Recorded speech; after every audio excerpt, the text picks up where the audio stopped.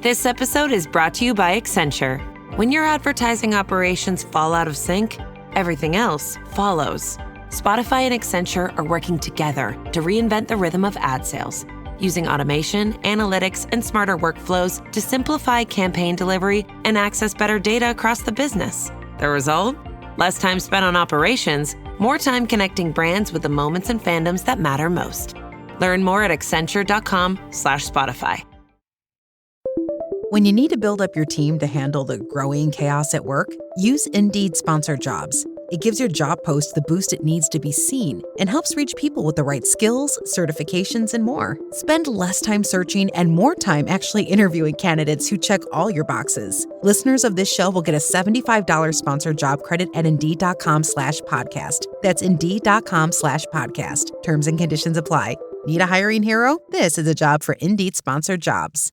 Welcome back to the Epic Universal Podcast. I am entertainment writer Jim Hill, and this is the podcast where we cover the latest Universal news, rumors, and history. And as always, I'm joined by Eric Hersey, who, you're here in between packing. Is that correct? Yeah, Jim, we're about ready to hit the flights. I think we need to head out at 2 a.m., I think is when we get to the airport, so that we can wait for 4 hours. So I have plenty to do. And funny thing, though, Jim, is I learned from Woody Woodpecker this week that I don't watch enough movies. And that is a weird statement, but I will explain. Please. So, Jim, in 2001, there was a system out for Nintendo called the GameCube. Did you ever get to play the GameCube? Again, no hand-eye coordination. I mean, I know of the GameCube. I think my daughter wanted one. I may have actually purchased one for her. But what about the GameCube? Well, GameCube, what happened was there was a Universal Studios theme park game that is called Universal Studios Theme Parks Adventure. Whoa. And my son, who is collecting vintage, he collects all types of vintage stuff. When it came out, he's like, did you know they had a game? And I'm like, I heard about this before, but if you get an opportunity to get it. So he went out to a vintage retro store, and of course we got it. And I got to play a little bit of Universal Studios Theme Parks Adventure on the GameCube last night, Jim, which is kind of fun because you walk around as a little character, and they have you walk around the studios. And it turns out that it's actually Universal Studios Japan, which makes sense based off the studio that made it. But it was different because at first I'm like, okay, I'm at Universal Studios Florida. That's just kind of what I assumed. And then they have the covered walkway, and then you walk through, and they have all these mini games. Now, granted, Jim, I will tell you, this was voted as one of the worst games ever. And it's known for its laggy, bad graphics and just pointless running around. They had my character picking up trash for a while. I had to go collect letters. But one of the things that happens, you got to go to these attractions. And in the attractions, there is a Back to the Future. There's Jaws, Jurassic Park, E.T., Backdraft, Wild Wild West Stunt Show, and Waterworld. So you get to go do these and get to play these little mini games. And it's fine and it's dandy. But there's also one where you go to Woody Woodpecker and you got to answer 10 trivia questions in a row. And boy, did I suck. I was like, if this was Disney, I would have it down. But they ask you a bunch of movie trivia, and I'm like, I don't know anything about Patch Adams. I didn't know much about Waterworld. So, Jim, I think today on the flight, I'm going to download a couple Universal movies that got me in trouble with Woody Woodpecker. And when I come home, I'm going to beat that darn trivia question game. Wow. Or like my kids said, hey, why don't you phone a friend and get Jim Hill on the line? Well, I got to tell you, I've never actually seen Patch Adams. In fact, that was kind of infamous as, there are good Robin Williams movies, and then there are bad Robin Williams movies, and the word got out fairly quickly about, not a good one, huh? Good Morning Vietnam, absolutely. Patch Adams, not so much. Well, Jim, then you might not be helping me. But they had a lot of other questions that I was missing, and I'm like, I should know these. I got all the Back to the Futures right. I'll tell you that. I got all those right. But there were a lot of other obscure movies that I'm like, should I have seen this? What is this? And so forth. So I'm going to watch some movies on the trip out to California because we're heading to D23 if we didn't mention that. Yeah, that's true. In fact, you get in relatively early on Wednesday, whereas I don't leave Boston till like 5:30 at night, and I'm supposed to go through St. Louis, which is evidently having a bit of weird weather. So I'm actually wondering if I'm going to make it in Wednesday night. So we'll to be continued, folks. We'll have some stories to share. In fact, Mr. Hersey and I will probably be recording a number of shows on the ground there. So yeah, absolutely. But anyway, that's for future shows. We have a show we have to get to right now. So how's about we get started? And the way we typically get started here is we talk about our sponsor, which is Be Our Guest Vacation. And are you thinking of a universal vacation? One that would hope where you could escape Woody Woodpecker and wouldn't have to answer lots of trivia questions. Well, if that's what you want, Be Our Guest Vacation can help make the planning easier. Their travel professionals work with you one-on-one to build a trip around what matters most to you, like choosing the right hotel and tickets to adding extras that make that vacation even better. Whether you're headed to Universal Orlando Resort, exploring Epic Universe, or even planning a trip to Universal Studios Hollywood, Be Our Guest Vacation can help put that all together. So visit beourguestvacations.com and mention that the Epic Universal podcast sent you. So now news of the week, which again, we're recording this in mid-August of 2026. So of course, the perfect time to talk about Halloween, or in this case, what is it? Halloween Horror Nights out at Universal Hollywood, right? Yeah, well, it's we're going to talk Halloween and Christmas, I think, because Art the Clown takes over the Universal Studios Hollywood Terror Tram for Halloween this year, and a lot of the portraits and pictures that are shown there also has him arriving with a bag of Christmas presents. So for Art the Clown, we've talked about this on previous shows. I've come up to speed. He's part of the Terrifier films, but he is going to headline the Terror Tram this year. So it's usually been the Blumhouse themed like versions over the last couple years, but this occasion we have Art the Clown, which is a fan favorite, and plus there is some original music that is basically from the horror themed metal band Ice Nine Kills. So that for all those out there that love that horror themed metal.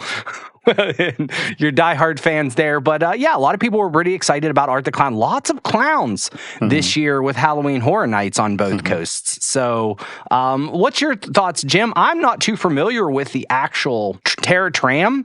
And so my question, is it like the tram that you normally do where you just drive by and they tell you stuff? Or is this more like the Fan Fest style where they let you drop you off and you go interact?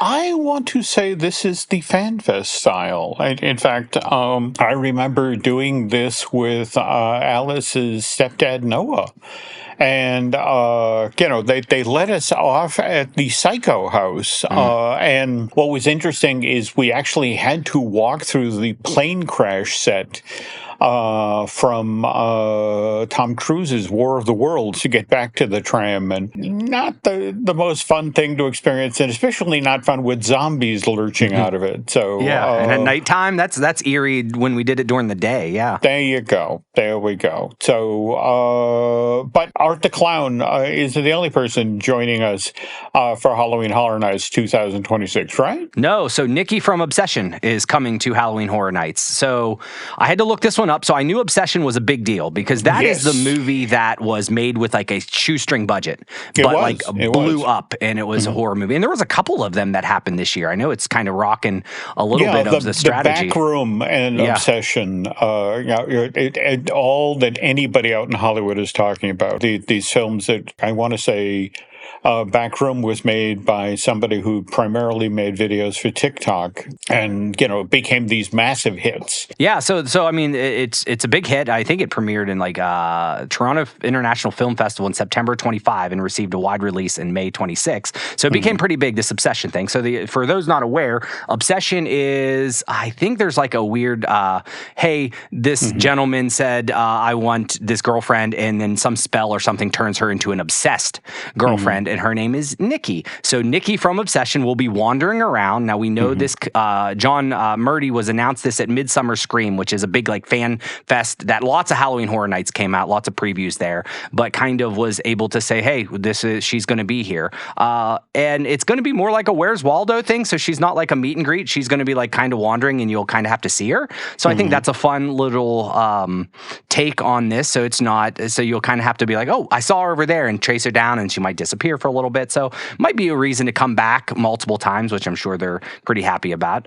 But yeah, this is a nice little addition. I think it's like a last minute addition. It's not a house or anything. It's just more of a, she's showing up, and we don't know if this is going to be on both coasts. It was announced for Hollywood, so I don't know if Nikki will make it over to Orlando. We don't have that information yet. Now, speaking of both coasts, now up until just recently, if you wanted to do a lights on tour of one of the amazing houses that Universal Creative has put together for Halloween Horror Nights, that was strictly an Orlando offering. But we have news that Universal Hollywood has decided to get in this game as well, right? Yeah, and sign me up. This is what I'm all about. I'd love to see this kind of stuff. But KTLA just reported, that's one of the local news stations there, that you will basically have daytime lights on walkthrough experiences of a couple of the haunted houses there. So it's the Unmasking the Horror tour. It's an add-on. I think it's like $20 to do an add-on, but you'll get guided tours through the center house. And boy, I don't even know how to pronounce this one. It's Kilsonaria. It's the Music by Slash haunted house. I think I butchered that name. Somebody correct me, please. But there's two houses. One is Sinners, and one's the basically Slash music house that you'll basically be able to allowed to go in and take photos and get a close-up look at the props, the scenic details. And you've done this, right? Not at this house, obviously, but you've done this through the years. Yeah.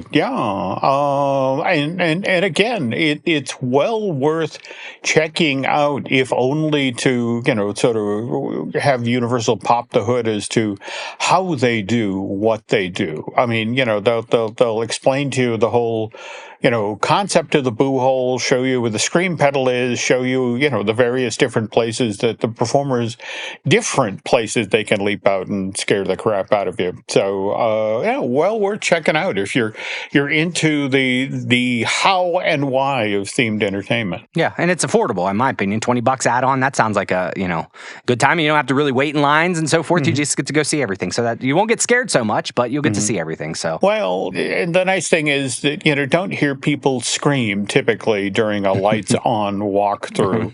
On the other hand, hearing people scream, this has become an issue with Fast and Furious Hollywood Drift, the new coaster at Universal Hollywood that is still in technical rehearsal, soft opening. And what's kind of interesting is that Universal Studios Hollywood is still trying to be a good neighbor to all the folks who live, in Toluca Lake around there. So do you want to talk about what they're going to be doing between now and September to try to? Yeah, so this came out as like a tweet or a message on social media from the Los Angeles City Council member, Adrian Nazarian. And essentially it was a post that says, "We heard you. Universal will start installing 2 additional sound barriers to address noise concerns. This construction is expected to be completed in early September." And then it gives numbers to the community hotline for Universal and stuff. So essentially enough people have got involved to talk to the local officials officials, and they're now getting involved to help with the noise barriers. So we know over the last couple weeks we've been talking about the sound barrier, sound testing devices over on the golf course and this and that. And honestly, I just got a message from a friend of the show that lives in that area, and Universal is offering them. They sent them a direct message that's basically saying, "Hey, friends, like friendly neighbors, here is an opportunity. You're a global partner, and it's like, hey, can you come to this exclusive event on Sunday, August 16th or whatever to try out the stuff?" So it seemed, and I guess there hasn't been a lot of those global neighbor meeting or like perks lately. So it seems like they're kind of upping the ante and and trying to kind of make these people happier. So maybe the screams and stuff don't sound so loud even when the noise barriers go on. Interesting you bring up noise barriers because, Mr. Schul and I, that's veteran Imagineer Jim Schul, we've been actually working on a walkthrough of California Adventure that we'll be recording in the coming week while we're out there with Len covering the D23 Expo. And one of the stories that Mr. Schul shared while we were writing this DCA walkthrough, we're trying to put something together that has different stories we haven't told before. But Jim talked about how when Mulholland Madness first opened at California Adventure in February of 2001, you have to remember that Mad Mouse coaster cozied up against the Disneyland Resort's then brand new hotel, the Grand Californian.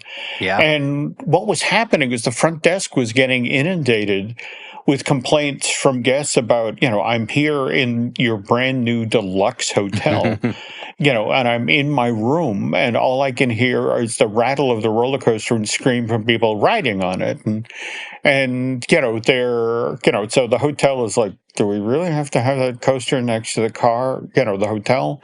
And California Adventures is like, oh God, we've only got like 3 rides. We're not taking out Right. Mulholland Madness.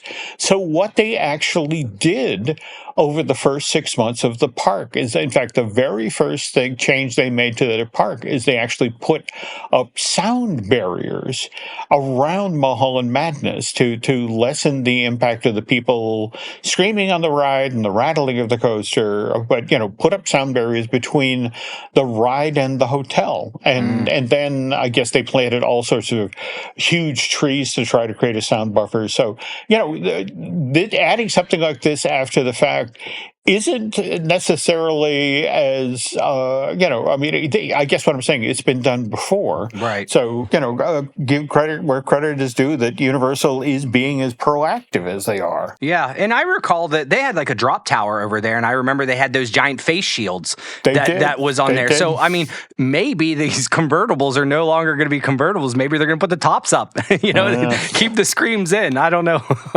So, either way, that's what's happening. But did you see what's happening on the East Coast with Hollywood Drift? Well, all right. So am I understanding this correctly that construction has now been complete, or installation of track has now been completed for the East Coast version of Fast and Furious Hollywood Drift? Listen, it's all together. We've seen it come. Thank you, by Reconstruct, for the basically gathering all the pieces of the puzzle, and we got to see them all come together at the very end, and they just finally finished up, and it's all connected. So now you can kind of look at it and see some of the how the ride's going to operate. When I was down there last month, there is that giant spike. It's a 170-foot spike that's up there, which I don't believe is in Hollywood, but it looks kind of terrifying. It's one of those things where like, oh man, I would have loved to do this ride until you do that to me, but we'll try it. But yeah, it's all put together now, and it looks like they have like where we think the station area is going to be and how the track will run. So coming together pretty nicely. I mean, obviously there's a lot more work to be done, but now we at least have the track, and it looks quite incredible. Especially especially over where, you know, they have the bands and stuff and at play and so forth. There's this nice little two top hats that look to be where they can have both two rides going at the same time where they almost can intersect, not like Stardust Racers, but I saw a cool little video this morning. I don't know if somebody created themselves, but what it would look like. And it's just going to be a nice backdrop for a lot of the stuff that's going on in the park. And yes, there will be lots of screaming, and I don't think we'll worry too much about the sound barriers here. Very cool. All right. Well, yeah, I'm looking at the image that BioReconstruct shared, and it's like, oh, okay, I guess the track is in place, and now it's all about sort of effectively cleaning up the work site. And so what are we hearing? This comes online next spring, next summer at Universal Studios Florida? I mean, I guess. I don't know how long I'm surprised by how quickly they moved on this, or at least time is flying. It just seems like they just tore down Rip Ride Rocket, and this is up. And I mean, truth be told, it's all kind of boxed off and it's easy access. So it seems like they can move pretty quick on all this. So I'm sure that they'll want something to, I think a lot of it might come down to what's going on with D23, what's getting announced. And I'm sure Universal will have in their playbook of, hey, can we open this thing earlier than something else and try to steal some of this buzz or traffic? There's a lot of checkers and chess being played, I'm sure. Oh, no, absolutely. All right. Well, again, glad that the track is in place, and it'll be interesting now to hear, when Universal decides to add this to its portfolio over at the studio. But This episode is brought to you by Accenture. When your advertising operations fall out of sync, everything else follows. Spotify and Accenture are working together to reinvent the rhythm of ad sales, using automation, analytics, and smarter workflows to simplify campaign delivery and access better data across the business. The result? Less time spent on operations, more time connecting brands with the moments and fandoms that matter most. Learn more at accenture.com/Spotify. When you need to build up your team to handle the growing chaos at work, use Indeed Sponsored Jobs. It gives your job post the boost it needs to be seen and helps reach people with the right skills, certifications, and more. Spend less time searching and more time actually interviewing candidates who check all your boxes. Listeners of this show will get a $75 sponsored job credit at Indeed.com/podcast. That's Indeed.com/podcast. Terms and conditions apply. Need a hiring hero? This is a job for Indeed Sponsored Jobs. For now, folks, that's going to do it for the news portion. So let's talk feature. And in fact, this week I'd like, if possible, with this week's feature story to make amends, because we've talked a lot on this podcast about Lou Wasserman, the head of MCA, and the gentleman who, often gets credit for the Universal theme parks, especially the one, there in Orlando. We've talked at length about Lou wanting to get into this market. But if we're talking about Hollywood now, I have been remiss. There was actually a gentleman who worked under Lou, an Albert Dorskind. He was an executive of MCA, and he actually played a really crucial role in the creation of the first Universal Studios tram tour out in Hollywood. And remember, that opens in 1964, whereas this story actually starts in 1957. This is right after MCA has purchased the 378 acres that the Universal Studios used to sit on. In fact, MCA at this point has its own television arm, Review Productions, and what they were looking to do was take the old Universal Studio lot and turn it into more of a TV studio. So Albert's the one who negotiates the deal, but at the same time, on the other side of that, it's like, okay, we have to get back this money we just paid. And, and more to the point, the things that were losing money at the old Universal Studios, somebody has to do something about this. And in this case, the project that Albert was handed was the Universal Studio Commissary, which by this point, Eric, it's losing $100,000 a year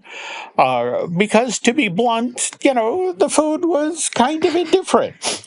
And a lot of the performers, when it came lunchtime, it's like, yeah, you want to go to the commissary and get an egg salad sandwich? No. Oh, God, no. Let's go off the light and get some food. And so Dorskind's trying to figure out, well, do I overhaul the commissary? What can I do to make this thing stop losing money? And so one Saturday afternoon, he's at the farmers market there in L.A. That's in the Fairfax area of that city. And he's standing there, and he watches a gray line bus come into the farmers market, and all these tourists get out to have a lunch break at the farmers market. And he's like, oh, people do that in LA. They get on a tour bus, and midway through, they want something to eat. It's like, well, why stop here? I mean, they're touring Hollywood. Shouldn't they want to go eat at a movie studio? So he reaches out to Gray Line and basically offers them the opportunity. Said, look,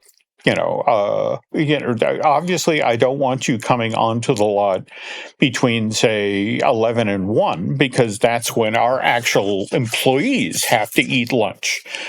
But on the other hand, if you want to bring buses of tourists on to, say, do a breakfast stop or a late lunch, we'd be happy to host you guys. Now, where this got kind of interesting, Eric, is that the tourists had to come through a certain door, and they had to go to a certain counter, and they were actually paying 20% more for food than the Universal employees.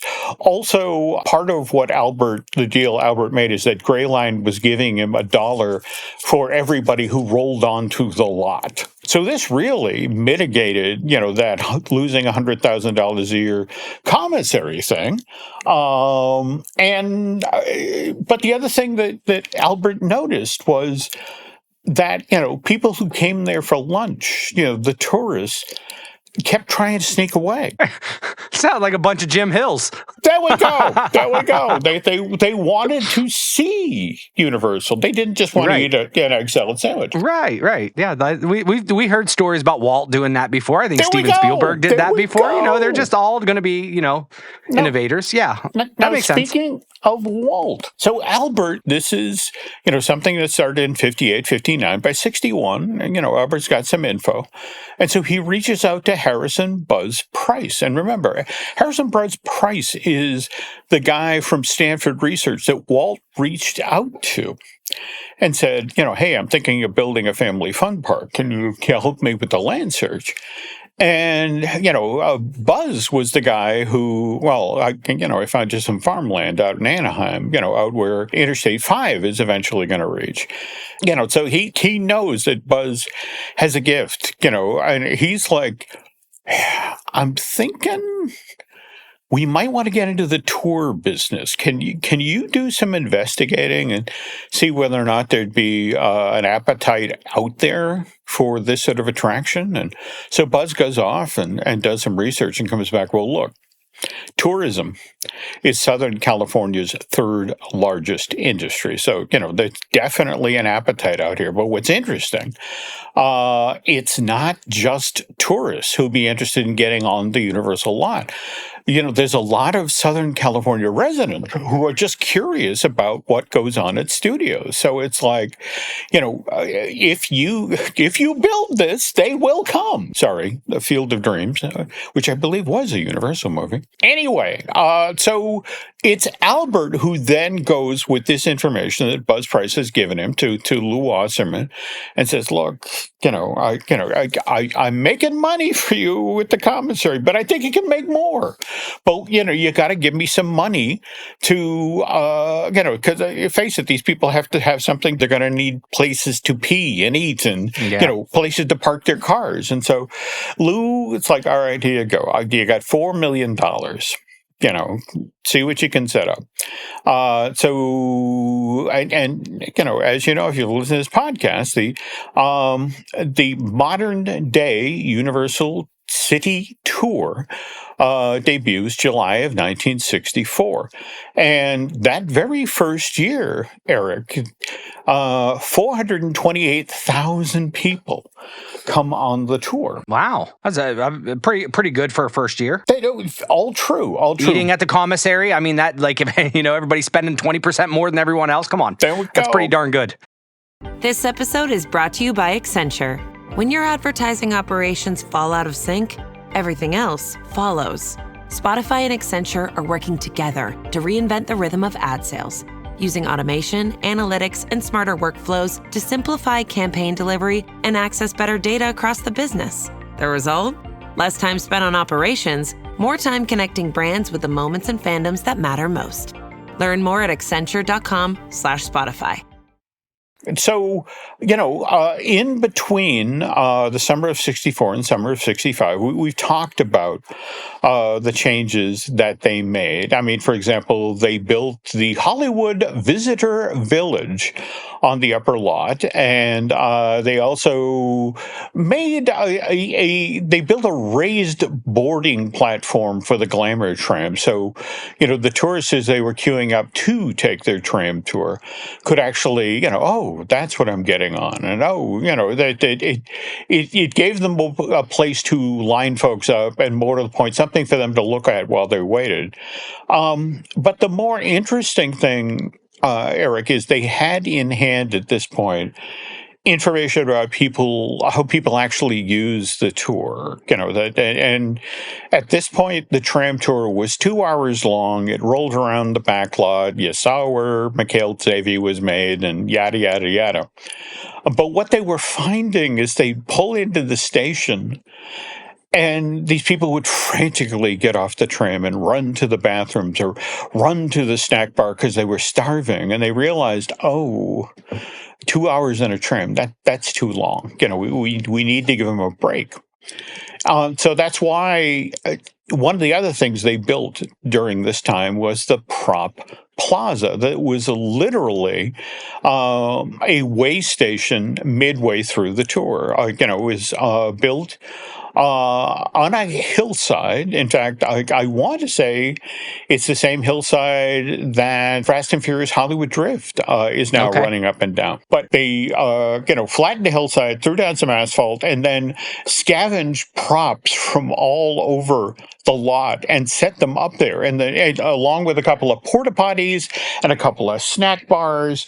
And this opens for the summer of 65, and it's literally the first major expansion of the tram tour. In fact, to give you some idea of the height of entertainment when you visited the prop plaza that first summer was that they had the Model T backdrop ride, and the idea was that you walked up to a Model T that was posed in front of a backdrop, and you put 10 cents into the machine, and the Model T then begins to bump up and down as if, it's on a bumpy road, and the backdrop begins to move. And so if you're off to the side with your 8mm camera, and your kids have climbed into this car, they're now, you've got an old-timey movie going on. They're bumping along the road in an old-fashioned car. And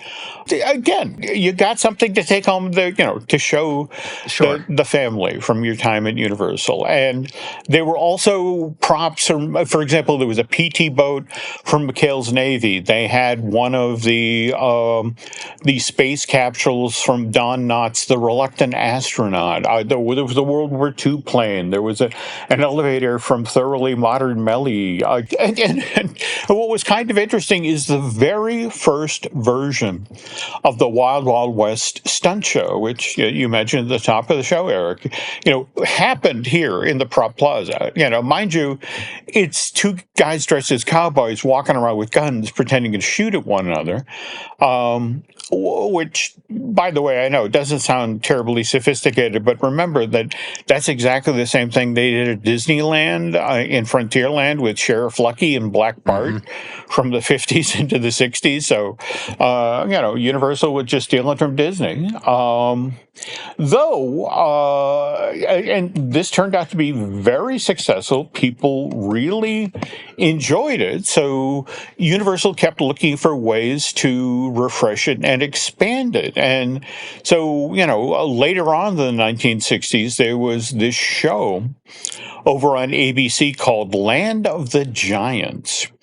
And it was an Irwin Allen production where the gimmick of it was that, somehow humans from our planet cross over into another dimension where now they're only 6 inches tall, but they're in a world of giant humans. And, each week it's like, oh no, the giant humans are reaching out with their giant plastic hands trying to capture us. And our show wasn't terribly successful. It was made at 20th Century Fox, only ran for 2 seasons on ABC, wrapped up by March of 1970.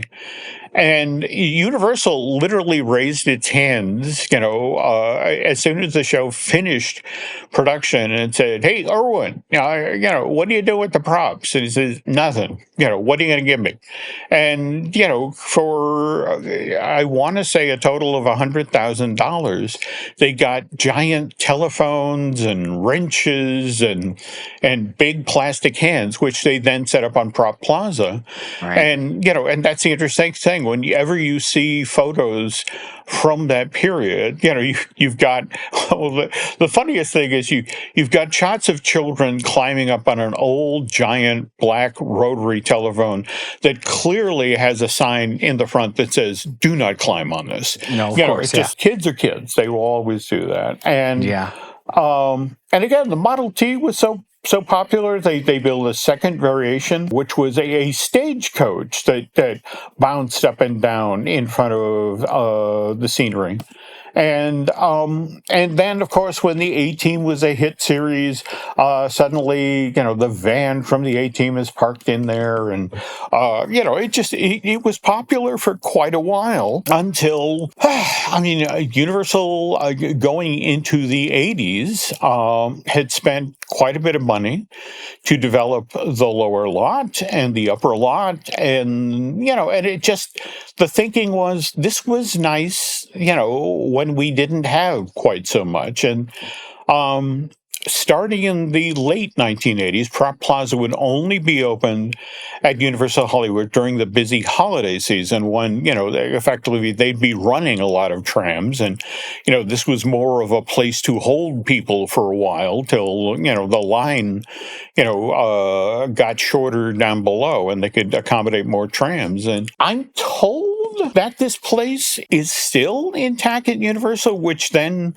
suggests to me, well, maybe it wasn't built on the hillside that Fast and Furious Hollywood Earth was built. And I'm wondering if there's any Universal team members who can talk about, where this was located.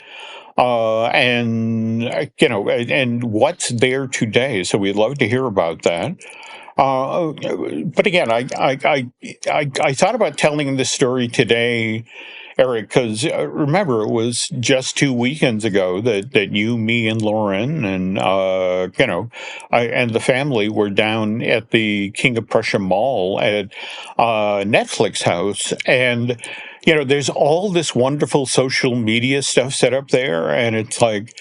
And what's so funny is, the Prop Plaza had the very same sorts of things, the stuff that was made for snapshots to share with family, long before there was a social media. Yeah. Well, hopefully some people took some pictures and we can get them out there. I absolutely love it when people are restoring these old photos and they get them out online because, there are a lot of them that are hidden away in people's basements, and I was watching a a nice YouTube video about the Pandemonium Circus and how for the longest time that was considered lost media because over at Islands of Adventure they had it. They only ran it for a year and no one recorded it. And then it just came out of the woodwork. Somebody put it on YouTube and you could watch the whole darn thing. So I'm going to be Googling to find some kids on giant phones and giant hands and some people Plaza. on Model Ts. So I think it'd be great. I think it'd be great.